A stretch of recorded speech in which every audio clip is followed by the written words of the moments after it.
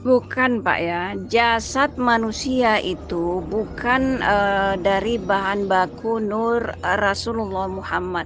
Yang menjadi bahan baku dari nur Rasulullah Muhammad adalah tubuh manusia yang termasuk kategori ruh, ya begitu. Jadi kalau jasad manusia itu ada yang bahan bakunya dari tanah seperti Rasulullah Adam, Bunda Hawa dari tulang rusuk, kemudian Nabiullah Isa dari air mani sel telur ibunya, kemudian manusia seperti saya dari kedua air mani orang tua saya, air mani ayah dan ibu. Itu untuk jasad. Tetapi kalau untuk ruh, nah itu baru retasan dari nur Allah, nur Rasulullah Muhammad, ruh Rasulullah Muhammad, kemudian diretas menjadi ruh seluruh makhluk hidup termasuk hewan. Jadi moyangnya ruh manusia adalah ruhnya Rasulullah Muhammad. Moyangnya jasad manusia adalah jasad Rasulullah Adam. Jadi beda jasad dengan ruh. Tubuh manusia terdiri dari jasad dan ruh. Dan saya nggak level dengan kau ya, si Renggo, ya. Bawa ke sini iblis yang kau jadikan bapak, ilah maupun sesembahanmu, ya. Saya mau lihat, saksikan sendiri apakah dia ada kuasa untuk mendebat, membantah, menyangkal kemahabenaran ya segala firman Alkitab yang saya siarkan di sini, ya. Saya tunggu. Kau bawa iblismu sekalian di sini. Saya nggak level dengan kau. Alkitab bernama Al-Quran itu yang mana, Pak? Apakah yang dibatasi 600-an lembar, 114 surah atau bab, 60 juz bagian, 6236 ayat atau tanda? Jadi Al-Quran itu Tuhan sampaikan bahwa walaupun manusia ini menguras habis air samudra berkali-kali untuk dijadikan tinta menuliskannya, yakin, hakul yakin tidak akan mungkin mampu dituliskan semuanya. Jadi Tuhan itu mengatakan yang bisa dituliskan manusia Al-Quran ini hanya setetes dari sekian air samudra yang ada. Jadi 6236 ayat itu juga Al-Quran. 300 ribuan nomor hadis sahih dan sahih juga Al-Quran. Ya, fatwa-fatwa ulil amri dari textbook ulil amri dari generasi salaf sampai khalaf itu juga Al-Quran.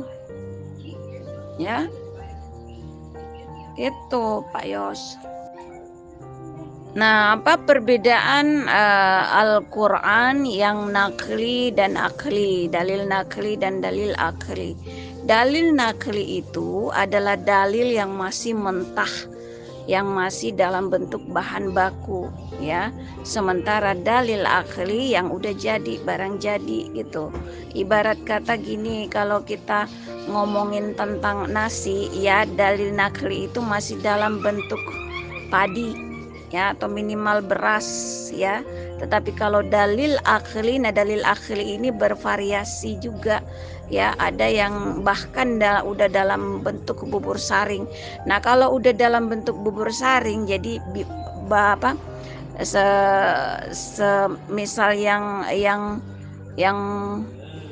menikmati ini, yang rencana akan menikmati ini misal nggak bergigi sekalipun, udah uzur, udah bangkotan, ya tetap mudah dicerna gitu.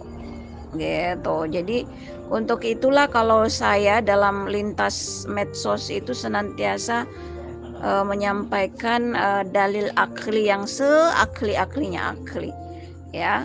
Kalau perlu bubung saringnya ini buburnya ini, ya, aku blender sekali. biar nggak perlu ngunyah, udah bisa menikmati tuh khasiatnya. Bersyukur ada yang menuliskan, ada yang membukukan, ada yang menafsir, menerjemahkan ke dalam bahasa Indonesia, bahasa sendiri jadi mudah diketahui. Ya alhamdulillah, itu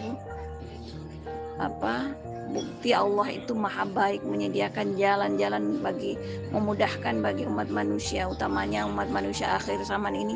Sungguh luar biasa kemudahan yang Allah berikan.